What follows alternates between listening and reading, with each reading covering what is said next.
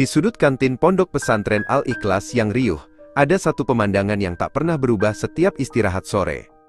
Di saat santri lain berdesakan memesan es teh manis, cilok pedas, atau mie instan yang aromanya menggoda selera, Galih hanya berdiri diam. Tangannya tidak pernah merogoh saku, apalagi mengeluarkan dompet kulit yang tebal. Ia hanya berdiri di sana sesaat, menghirup aroma makanan yang menari di udara, lalu melangkah pergi dengan tangan kosong.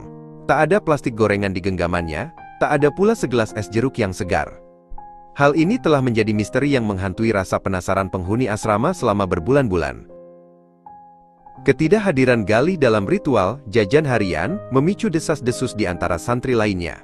Rian, teman sekamarnya yang terkenal ceplas-ceplos, seringkali melempar sindiran tajam saat mereka berkumpul di teras asrama. Galih itu mungkin sedang membangun candi di kampungnya. Seloroh Rian suatu kali disambut tawa kecil santri lain. Mereka mulai menjuluki Galih sebagai si pelit atau santri paling irit. Ada yang bilang Galih sangat kikir, meski kiriman uangnya mungkin banyak, atau bahkan ada yang curiga. Galih tidak punya uang sama sekali namun terlalu sombong untuk mengakuinya. Galih hanya menanggapi semua itu dengan senyuman tipis yang sulit diartikan. Sore itu, hujan turun dengan deras, menciptakan suasana dingin yang menusuk tulang. Aroma bakso kuah dari gerobak Mang Ujang di depan gerbang pesantren terasa 10 kali lebih nikmat dari biasanya.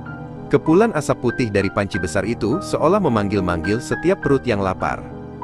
Rian dan teman-temannya sudah siap dengan mangkuk masing-masing, namun Galih tetap bergeming. Ia berdiri di emperan masjid, menatap rintik hujan yang jatuh di atas tanah merah. Meskipun perutnya mungkin keroncongan dan hawa dingin menggoda untuk menyeruput kuah panas, ia tetap teguh. Galih seolah memiliki benteng pertahanan yang tak terlihat di dalam hatinya, yang melarangnya untuk menyerah pada keinginan sesaat. Saat santri lain menikmati pesta kecil mereka dengan berbagai camilan, Galih memilih untuk menyendiri di sudut masjid yang sepi. Ia mengeluarkan sebuah botol air minum plastik yang sudah kusam dan gores-gores permukaannya. Ia meminum air putih itu dengan perlahan, seolah sedang menikmati minuman paling mewah di dunia.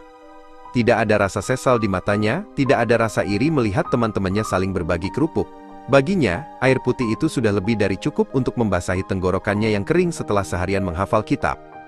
Kesederhanaan Galih bukanlah sebuah beban, melainkan sebuah pilihan yang ia jalani dengan penuh kesadaran dan ketenangan jiwa. Suatu hari, di jalan setapak menuju pasar desa yang becek setelah hujan, Galih melihat seorang nenek tua yang kesulitan memikul sekeranjang kayu bakar. Tanpa ragu dan tanpa perlu diminta, Galih segera menghampiri nenek tersebut. Ia mengambil alih beban berat itu ke bahunya sendiri, mengabaikan noda lumpur yang mulai mengotori sarung bersihnya. Ia berjalan pelan mengikuti langkah sang nenek, berbincang kecil dengan nada bicara yang sangat santun.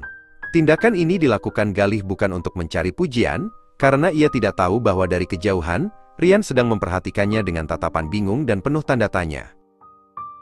Malam harinya di asrama, rasa penasaran Rian sudah mencapai puncaknya. Ia mendekati Galih yang sedang merapikan tempat tidurnya, dan bertanya dengan nada yang tidak lagi mengejek, melainkan penuh kebingungan. "Gal, kenapa sih kamu gak pernah jajan sedikit pun?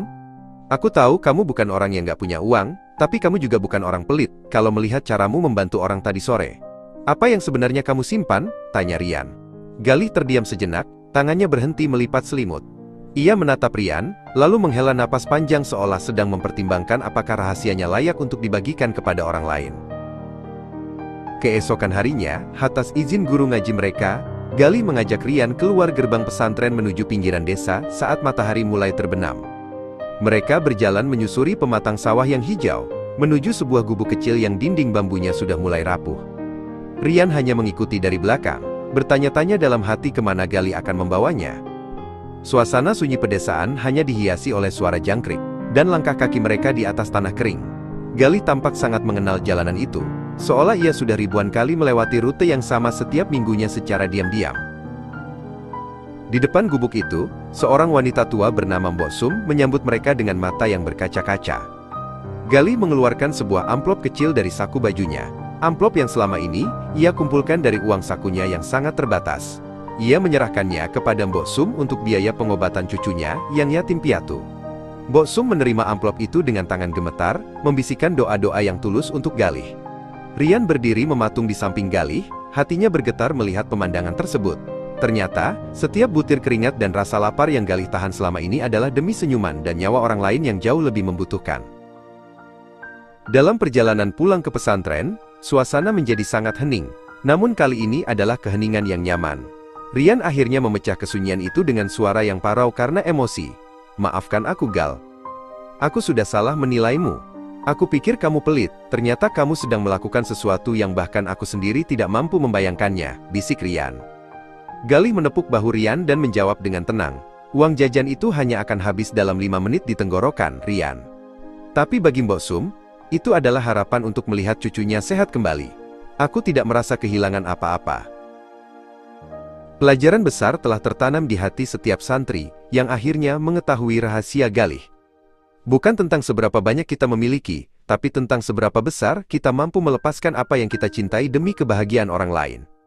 Galih tetap menjadi santri yang pendiam, tetap menolak jajan, dan tetap dengan botol air putihnya yang kusam. Namun kini, tidak ada lagi yang menyebutnya pelit.